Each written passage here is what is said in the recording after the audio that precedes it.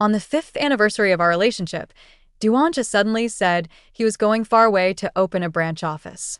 I waited at home for him to come back from work until late, then groggily crawled off the sofa and wrapped my arms around him, reluctant to be apart. But Duanja didn't hug me back. He just said softly, then, at the time, I didn't realize he was deliberately distancing himself from me. So afterward, I foolishly called him countless times and sent him countless messages until I was about to rush to find him. Only then did Duanja say, "Jala, let's break up." I was silent for just a moment. Then I put the lung cancer diagnosis back in the drawer and, as obediently as ever, said, okay. After that, I hung up quickly. After all, it would be so embarrassing to let my ex-boyfriend hear me cry. The truth was, it shouldn't have come as a surprise. Duanja had forgotten our anniversary. That day, he worked late at the office until dawn. When he got home and saw the cake I'd prepared, he paused briefly, then said in a low voice, "I'm sorry. Work at the office has been so busy lately." Back then, I should have realized, since when does a lover apologize on an anniversary? Shouldn't he have held me tight like before and said, "I love you" over and over again? I sat there in a daze for a long time before realizing it had been ages since he last said he loved me. My phone, clutched so tightly it hurt my palm, never rang again. I unlocked it and tapped on the pinned chat at the top. The last 2 messages were sent by me last night. "I miss you so much," with a crying cat emoji, and "I've booked the tickets. I'm definitely going to hug you tomorrow." Duanja was always busy. So, I wasn't angry when he didn't reply. I was just scared, because that afternoon, the doctor told me I had lung cancer. Just a bit of coughing. How could it be lung cancer? Whether it's benign or malignant still requires a needle biopsy to confirm, the doctor said. Tell your family and get admitted for treatment as soon as possible. But I've had no family since I was very young. I only had Duanja. But how could I tell him? His company had just gone public, and the branch office was in full swing. If I fell sick now, what would he do? But I don't need to worry anymore. I sniffled, smiling foolishly, thinking maybe it's not so bad. If we break up, he won't be held back. A dull ache spread in my chest, probably from the cancer. Before the checkup, I hadn't felt too uncomfortable. But once I knew I was sick, my body suddenly grew worse. By the time, the moisture in my eyes and the sting in my nose faded. I still dragged my luggage out the door. Instead of going to Duanja, I'd just check into the hospital. If I left home, maybe I'd stop crying all the time. After the biopsy, I was back in the ward. The nurse placed my phone by my pillow. Did it ring? The nurse asked. It did. I turned my head with difficulty and hoarsely asked her to hand me the phone. There were no missed calls, just a message from Duanja. I'll come this week to pick up my things. I knew he wouldn't regret asking to get back together. I didn't think about it at all, but my heart still pounded heavily, then quickly sank. The monitor beside the bed beeped an alarm. The nurse silenced it with practiced ease. You bought the apartment. Because I was dizzy and both arms had 4 needles, I accidentally sent the message before finishing typing. I pulled myself together and continued typing, then sent it. So you don't need to leave. I'll move out. But I'll need to store my things for a while. Is that okay? I won't have to go back during my hospital stay. But finding a suitable rental takes time. Several minutes passed without a reply. Duanja was probably busy again. Actually, he'd stopped replying to my messages for a while now. Probably because I was sending him random, meaningless stuff like this. But finding a suitable apartment still takes time. Several minutes passed without a reply. Duanja must have gotten busy again. He hasn't been replying to my messages much lately anyway. Probably because I keep sending him random, meaningless stuff like, I have no inspiration to draw a comic today, arg. I'll take a break from this week's serialization. Oh, a newly opened dessert shop. Wait for you to get off work, and let's go together, okay? 2. If I turned into a cockroach, would you still love me? After that, I always sent him lots of messages every day. Today, Rongqing's temperature dropped. Remember to put on an extra layer before going out. Without me by your side, eat well and sleep well, okay? Duanja was busy with official duties. All day long, his mind was filled with multi-million-dollar business plans. I felt it was only natural that he had no time to reply to my messages. Even if it just gave Duanja a moment of relaxation, that would be more than enough. Now that I think about it, Duanja probably found me really annoying back then. Right? Was it because I was too naggy that Duanja broke up with me? Silently guessing several reasons for the breakup, I unknowingly fell asleep. Duanja didn't send any more messages. On the weekend, he called. Tao Jella? Are you home? Actually, the time since the breakup wasn't long, but it felt like I hadn't heard Duanja's voice in ages. I was stunned for a moment before saying, Are you back? Yeah, back to pick up some stuff. Duanja's tone was cold and distant, as he confirmed the property transfer details. He had originally wanted to say, You don't need to give me the house, but suddenly remembered the diagnosis report lying in my bedside drawer. I was terrified he might see it, so I quickly stood up and said, Wait a moment. For a moment, I forgot about the central venous catheter that had just been inserted into my arm. As I pushed myself up, I let out a soft grunt. Tao Jella, Duanja heard it and called my name on the other end of the line. What's wrong? I furrowed my brow. I still insisted on getting out of bed and said to him, I'm fine. Then I added, Don't clean up for now. I'll be back soon. Let's talk when I get home, okay? After thinking for 2 seconds, Duanja replied, All right. He added, But you need to hurry. I have an important meeting in 2 hours. To cover up the 4 line in my arm, I deliberately put on a jacket over my long sleeves. After washing my face in the bathroom, I realized my complexion was as pale as a ghost. So ugly, I thought. I fantasized about Duanja seeing me and frowning as he said, How did you end up like this? Good thing I broke up with you, or something along those lines. I bought a lipstick at the supermarket near the hospital, then took a cab home. When I opened the door, Duanja turned around at the sound. He hadn't changed, still the tall, handsome, successful man he always was. I felt like I might have smiled at Duanja, but because my smile was so ugly, his expression remained stern. Holding an A4-sized paper, he walked toward me with a grim face and asked, What is this? I thought he had discovered the diagnosis report hidden in the drawer, but as Duanja approached, I realized he was holding a property transfer document. I just breathed a sigh of relief. Duanja then raised his hand and pointed at my collar, repeating, Tao Jella, what is this? I looked down in a daze and only then saw the faint red mark on the collar of my jacket, lipstick. I must have accidentally smeared it while applying in the taxi. Oh, it's nothing, I said evasively, rubbing the mark with my fingers, worried that Duanja would realize I had put on makeup specifically to see him, making it seem like I was trying everything to get back together with him. But the next second, Duanja said, The one on your lips, that's lipstick. He frowned, his expression turning disgusted, and said coldly, Tao Jella, you really don't waste any time moving on. Then, in a lecturing tone, Next time you kiss someone, remember to wipe your mouth. Even if I were much more oblivious, I could quickly figure out Duanja's meaning. He thought I had a new lover and had just kissed him. How could that be possible? I couldn't find anyone better than Duanja. In my sophomore year, Duanja from the computer science department was seen by everyone as a golden boy, outstanding in looks, from a well-off family, but also cold, aloof, and arrogant. But Duanja in love was completely different from how others saw him. When I was cheated by a manga publisher, he helped me find a lawyer. When I was broke, he paid my university tuition for 2 years. He wasn't afraid of anyone's judgment. When we were together, he always held my hand. After his parents found out and blamed us, cutting off his financial support, he started a business on his own, struggling to get me through graduate school. Occasionally, when I was annoyed by his overbearing attitude and sulked under the covers, Duanja would helplessly search the whole house, murmuring, Where is my Tao Jella? Why can't I find her? Then he precisely picked up the lump on the bed, feigning surprise. Wow, I found my Tao Jella. Later, as Duanja's company grew, he no longer had time or patience to play boring games with me. Over 5 years, Duanja kept moving forward, becoming mature, steady, rational, and successful, while I was still foolishly spinning in circles within the cozy world he had built for me. So whenever Duanja turned around, he could easily find Tao Jella.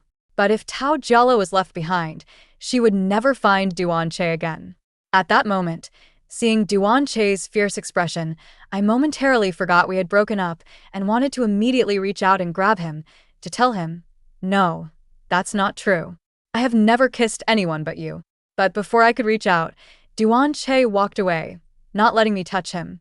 He threw the documents on the table and said coldly, Whatever you want. Come here and sign quickly. I just want to get the diagnosis report as soon as possible. So I walked toward the bedroom, saying, "This house was bought by you, I won't." "Tao Jella, what are you up to again?" Duan Che strode over, grabbed my arm in one hand, and said, "Stand still and talk." Hiss. The needle in my arm tugged against my skin, making me gasp. Duanja immediately let go, frowning as he said, "What's wrong with your hand?" "You just grabbed it too hard," I quickly said. "It's nothing. You never used to be afraid of the cold. Why are you wearing a jacket today?" Duanja didn't believe me and snapped, "Now, take off that jacket." I didn't want Duanja to find out I was sick, because then no matter what choice he made, I would feel miserable. Even if he came back and said, "Let's just forget the breakup happened," I would feel like I was emotionally blackmailing him. Both of us would suffer, and even if I got better, Duanja might break up with me again. So I didn't obey his command as before, nor did I angrily bury myself in the blankets and scold him for being too harsh and domineering. Instead, I just stood there and said very softly, "I'm just a little cold, so I wore it." Then I added, "Duanja, we've already broken up. Now that we're broken up, I won't obediently follow your orders anymore." Duanja pressed his lips together and stared at me for a few seconds, his expression growing darker. "That's exactly why I don't want the house," he said, his tone becoming heavier. "You want to completely cut ties with me, don't you?" But that wasn't actually the case. Is it because I didn't want the house we'd lived in together for so long to become compensation? Besides, there's no need for compensation. Over these 5 years, I've felt so many moments of being truly loved, so there's no need for it. But I couldn't say that. Saying it would make me seem like I didn't want to break up. So I lowered my eyes and whispered, "Breaking up means a complete break, doesn't it?" Duanja looked at me with a strange expression, as if my words had choked him. Then he suddenly snapped, exasperated, "Fini. Then what about the ring I gave you? Give it back to me." I froze for a few seconds, then lowered my head and said quietly, "The ring, it's lost." "Lost." Instead of getting angry, Duanja laughed coldly. "Tao Jella, you're really something," he said. Then he strode quickly to the window, pulled off the ring, and flung it out. The metal glinted in the sunlight for a moment before disappearing into the thick grass below the window. Startled, Duanja turned to look at me and asked, "I suppose you lost yours the same way, huh?" "No, it wasn't that. Before the lung puncture, the doctor told me to take it off and give it to the nurse. But after the procedure, the nurse said she'd accidentally misplaced it and couldn't find it. I didn't throw it away on purpose. But I couldn't explain that, so I just shook my head." After a brief silence, Duanja raised his hand to check his watch.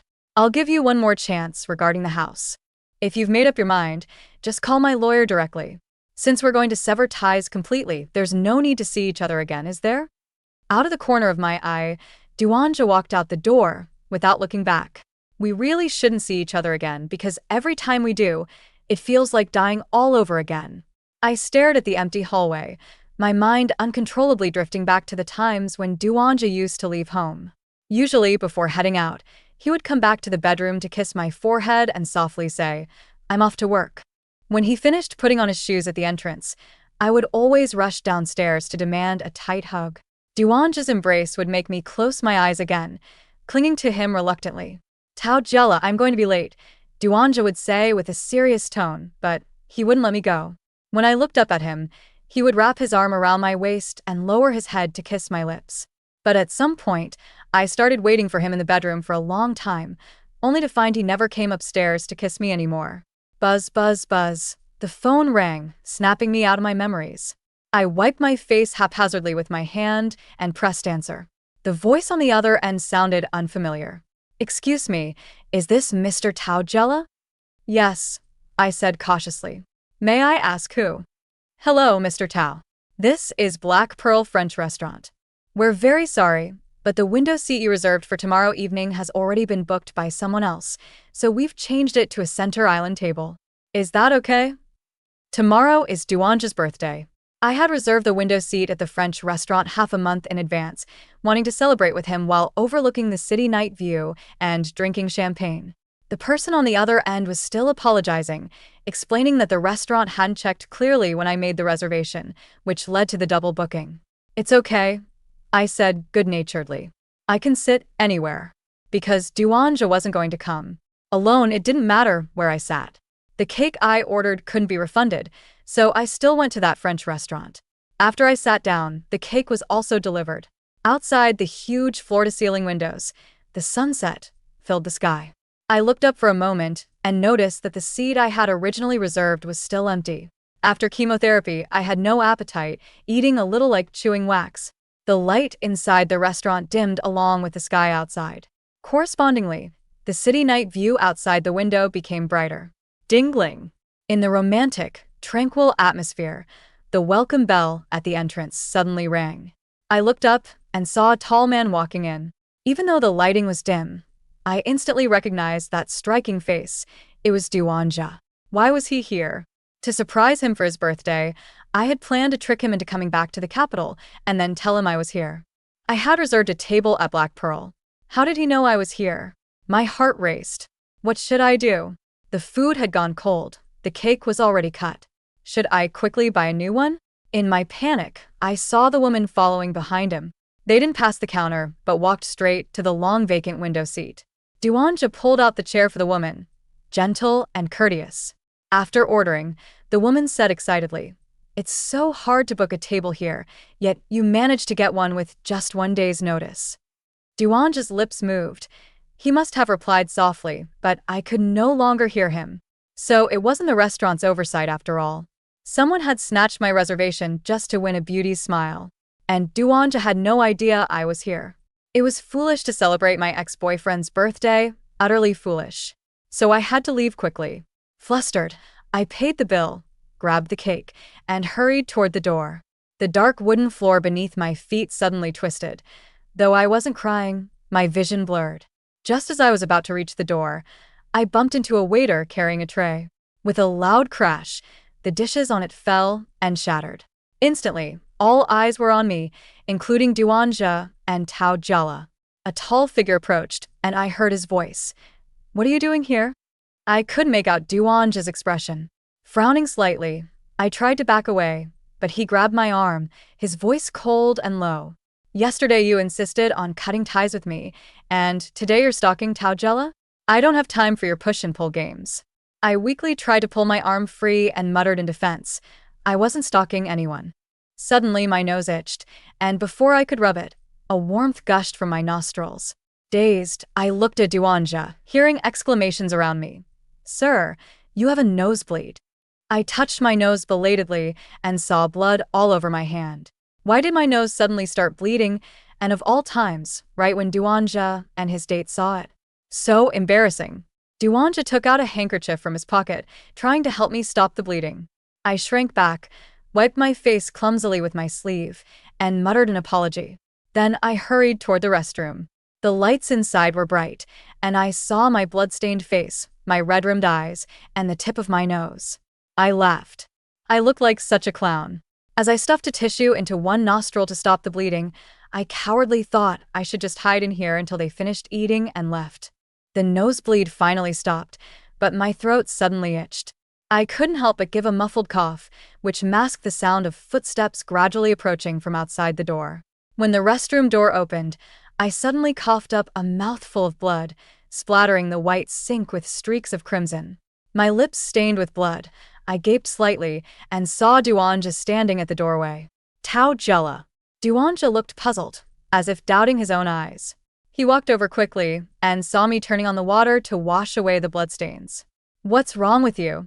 I rinsed my mouth with cold water and forced myself to stay calm, saying, "It's nothing. Just a nosebleed that went into my throat and made me choke." Duanja kept looking at me, but his expression seemed to relax a little. He asked, "Is it still bleeding?" I lowered my head and replied in a muffled voice, "It stopped." Duanja asked again, "Why the sudden nosebleed?" I tilted my head back slightly and looked at Duanja for a few seconds, then suddenly said to him, "Happy birthday." Although it was inappropriate, this might be the last time I could say that to him. The wall light above the mirror illuminated Duanja's pupils. I saw a silly version of myself, eyes wet, one nostril stuffed with a large white ball of tissue. Maybe it was because I looked so ridiculous that he couldn't bring himself to get angry, so for a brief moment, he looked at me intently, just like he used to a long time ago.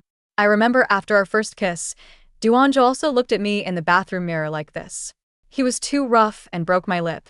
Back then, he was even closer than now, pinching my chin with his fingers and frowning at the wound on my lip, making me feel cherished and cared for. I never once doubted that I was loved. But unfortunately, no one can guarantee that they will always be loved.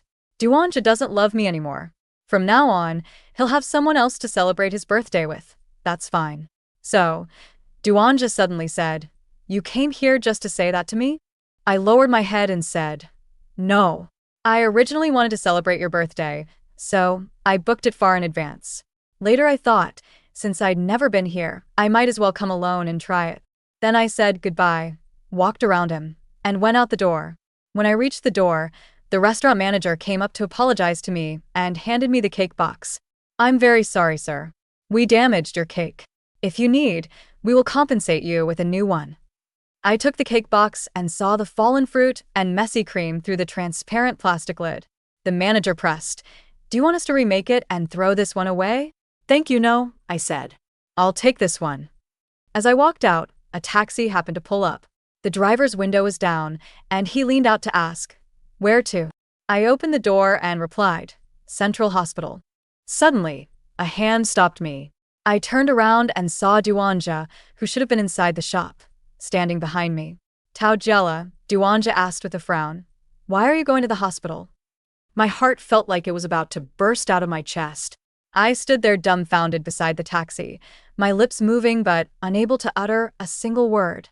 Just then, Duanja's female companion also walked over. "Duanja," she called his name softly, smiling. "Your friend lost so much blood. Of course it's better to go to the hospital for peace of mind."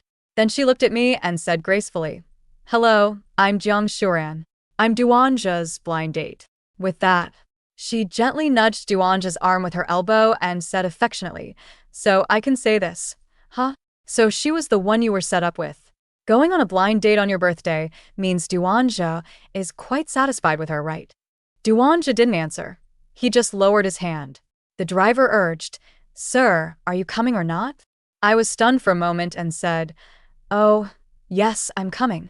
Then I fumbled to pick up the cake and got into the car. Seeing Duanja still standing by the car, I looked up at him, waved lightly, and squinted my eyes as if I were truly Duanja's friend, saying, "I'm leaving now. Congratulations to you too. Goodbye." The car started moving. Duanja still didn't say a single word. I rested my head weakly against the car window. Suddenly, I felt droplets of water on my face. It was raining. Through my blurred vision, I saw in the rearview mirror the man and woman rushing a bit awkwardly into the restaurant. How I envied them. Even getting caught in the rain, they still felt happy.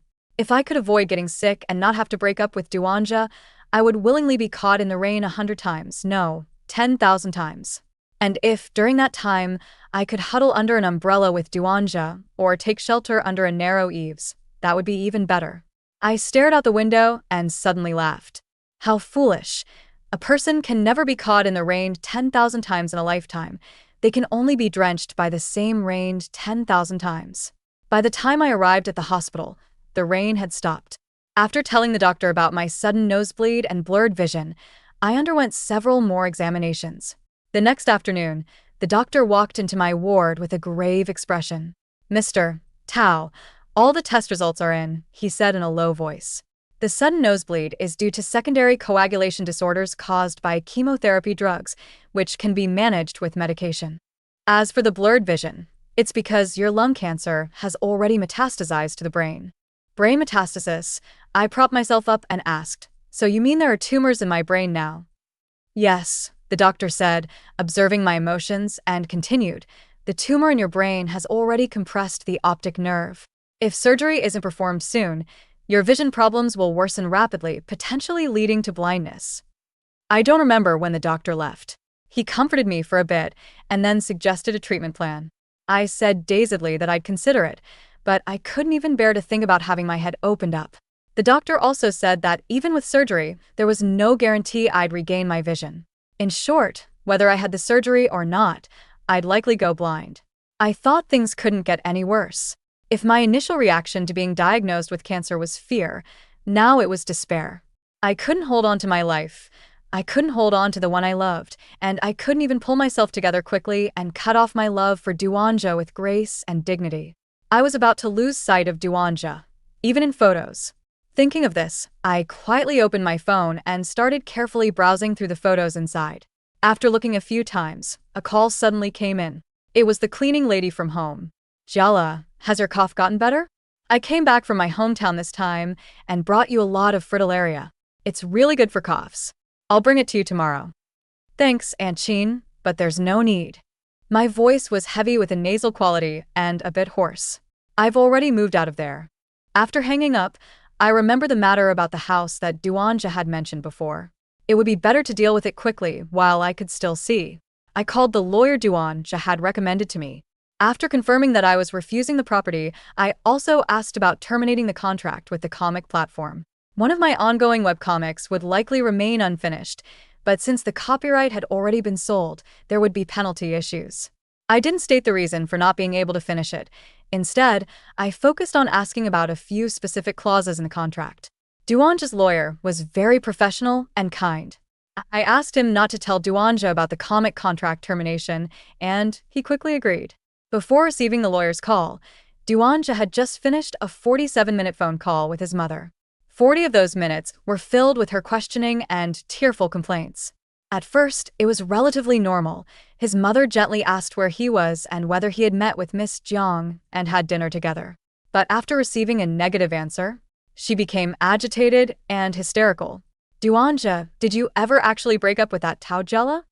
The mother's shrill voice rang out. Have you forgotten? Even when your father died, he still hated you. Hated that you were too foolish, led astray by a homosexual, and died with his eyes open in regret. Now I don't have many years left, yet you still refuse to marry and have children. Do you want to see me die with my eyes open too? Duanja, I'm telling you, if you don't get married, I'll strangle Tao Jella to death before I die. I'm going to die anyway. Enough. Duanja cut her off, his voice heavy. We've already broken up. Then why won't you meet with Miss Jiang?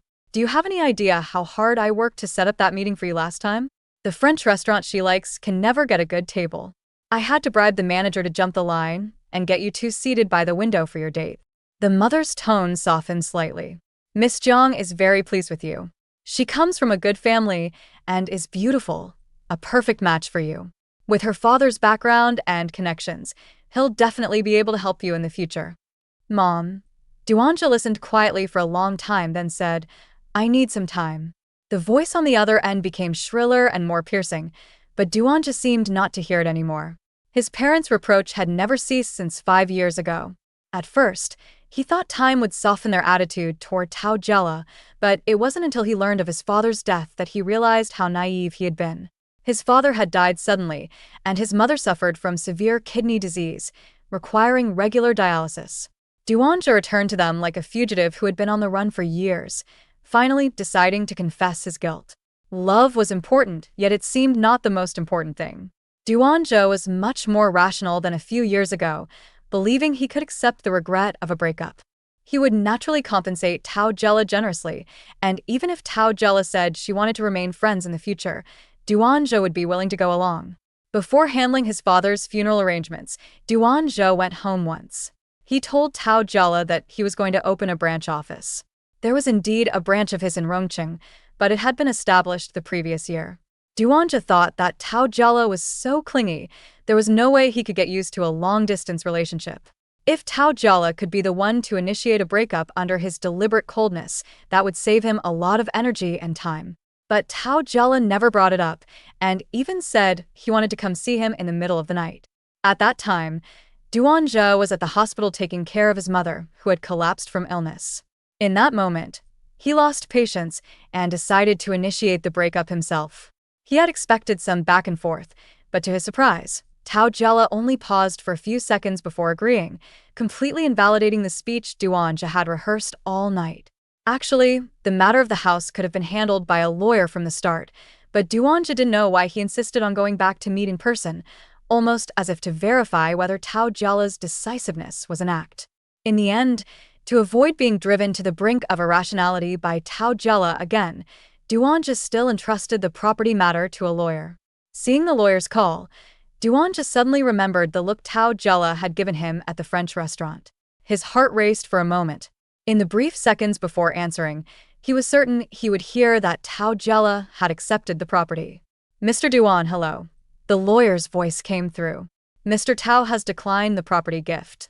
A few seconds later, the lawyer still hadn't heard Duanja's voice and thought there might be a signal issue. He asked, Mr. Duan? Duanja finally said.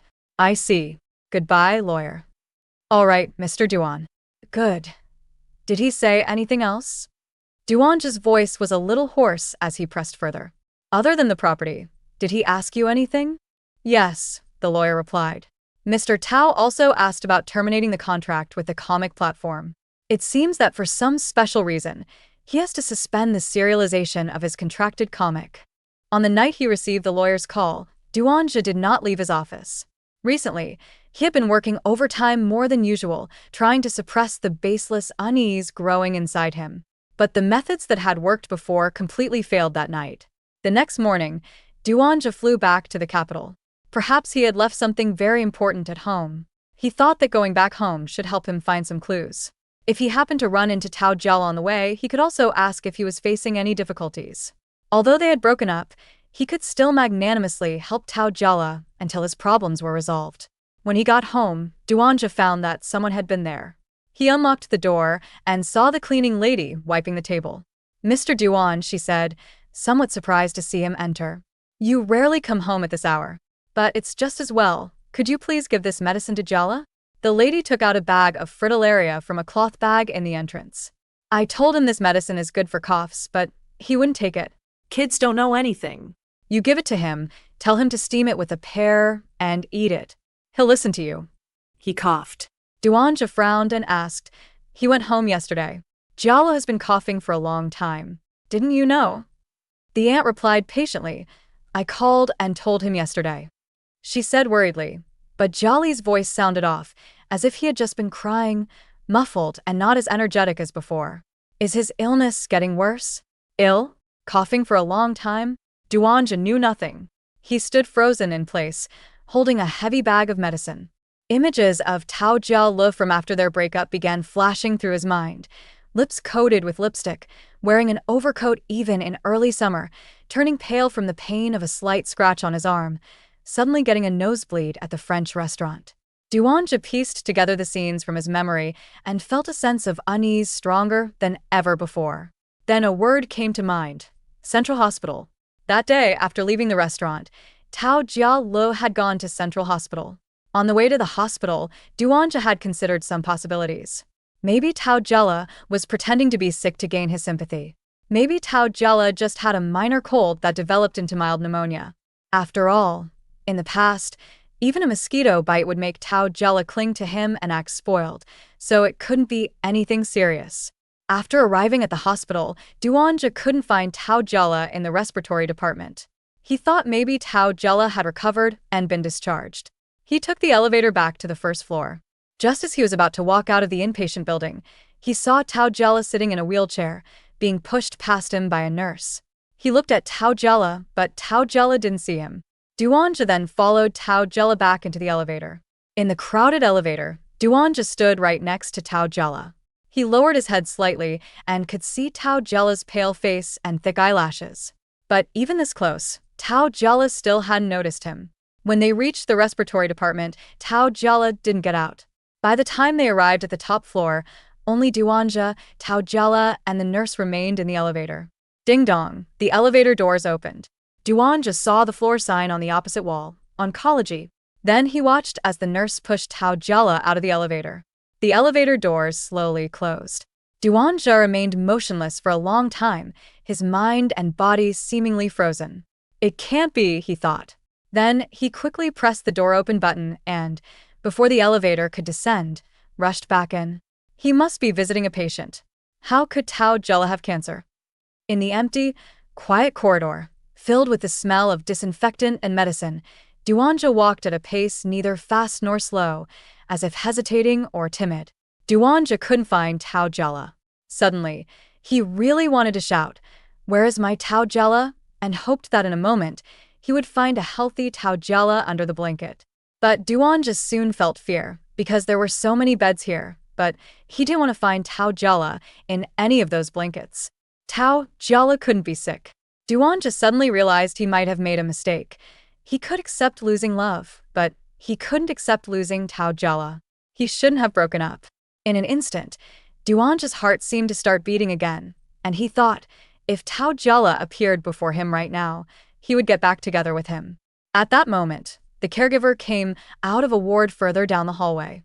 Duanja walked over and, through the small glass pane on the door, saw Tao Jella. He was wearing a loose hospital gown, sitting alone on the bed by the window. His sleeve was rolled up, revealing a section of tube covered in large white gauze. How much pain must it cause having such a tube stuck in a vein like that? Duanja thought. And yet that day he had grabbed that very arm of Tao Jella's so hard. As if sensing something, Tao Jella suddenly looked up toward the door. Their eyes met, but their gazes didn't connect. The sunlight slanted onto Tao Jella's eyelashes and brow tips, but failed to reach his eyes. His gaze was vacant.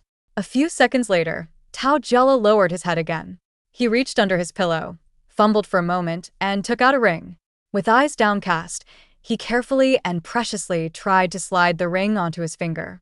But for some reason, he couldn't put it on properly. The ring slipped off his fingertip and rolled away, disappearing somewhere. Aunt Wang.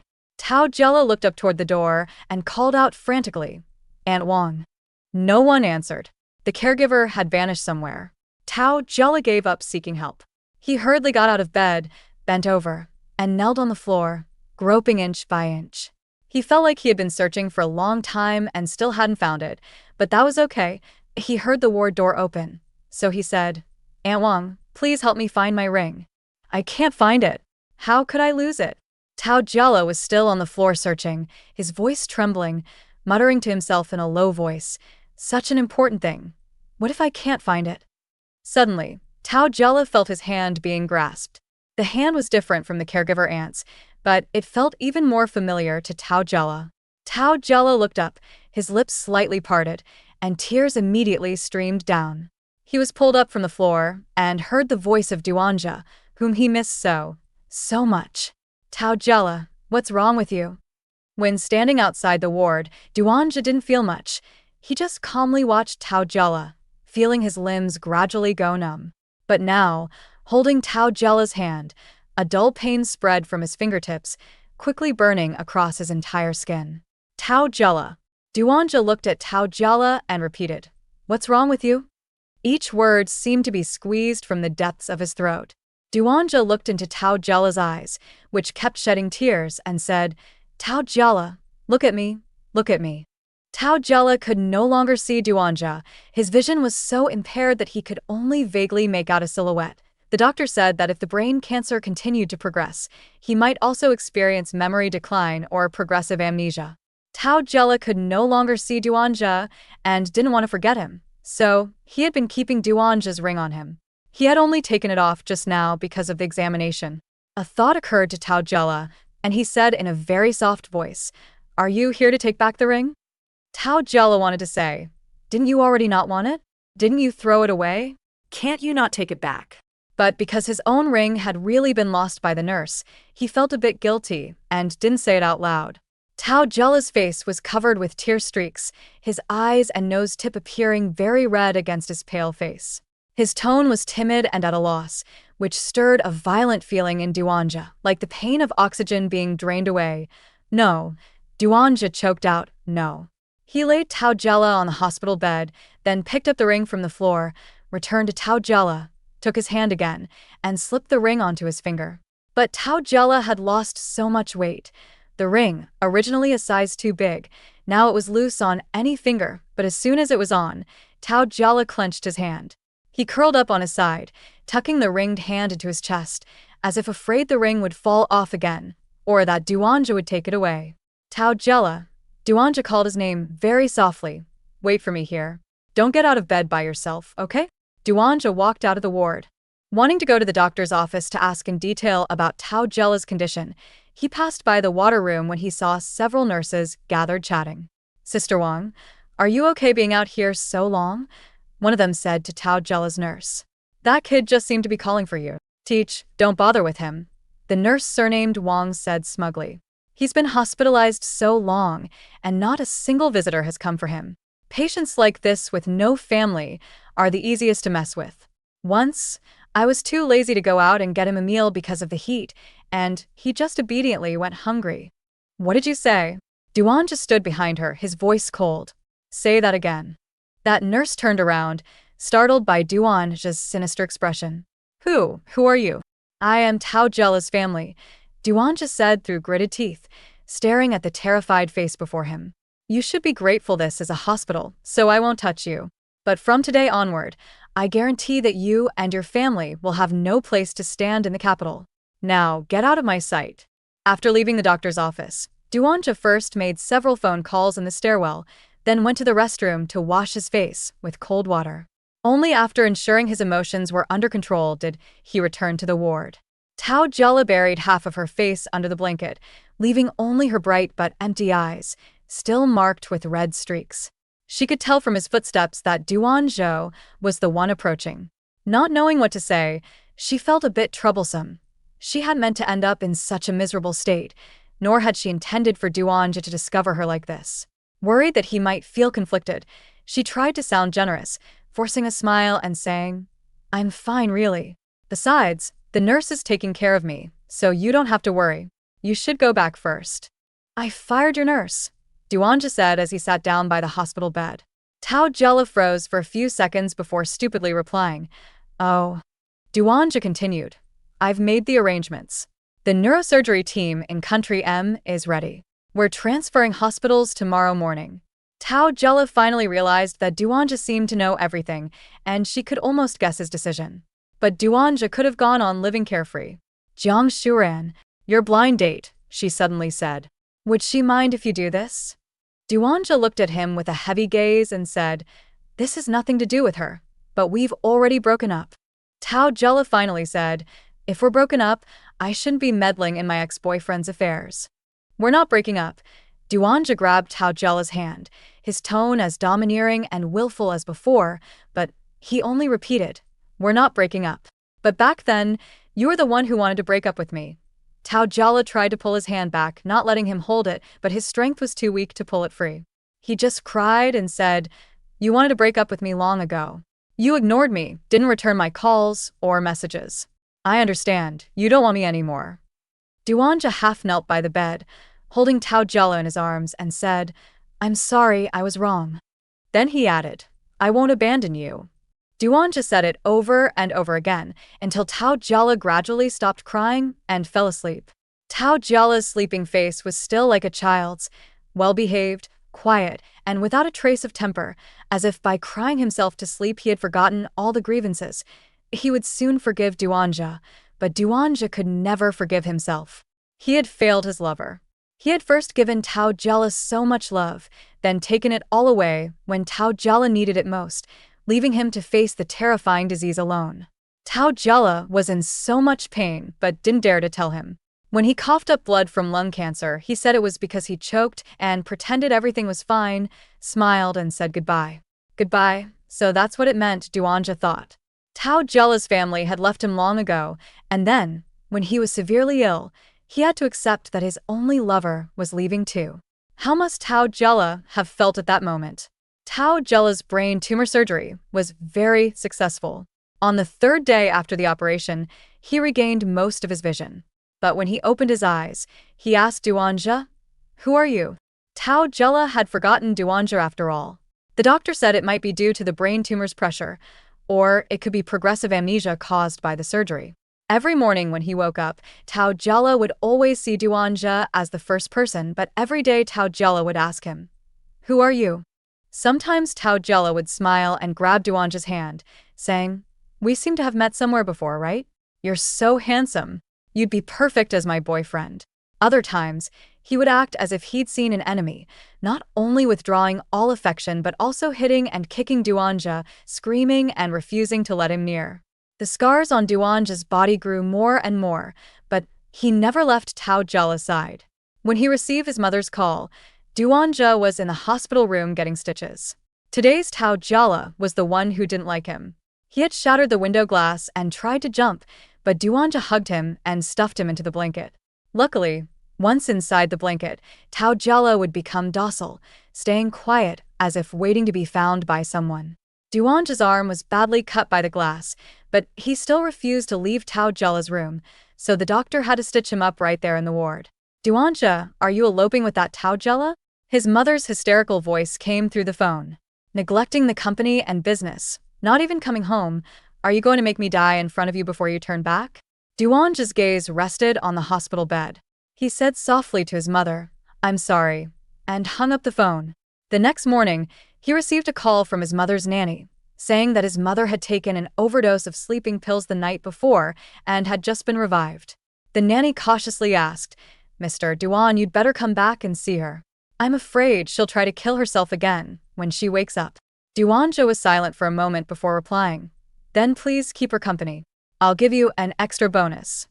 As he hung up the phone, Tao Jella woke up. As usual, he looked at Duanja with unfamiliar eyes and asked, "Who are you?" Duanja smiled at him very gently, leaning close to him as if unafraid of getting hurt, and said to him, "I am your lover." One morning many years later, Tao Jella never woke up again.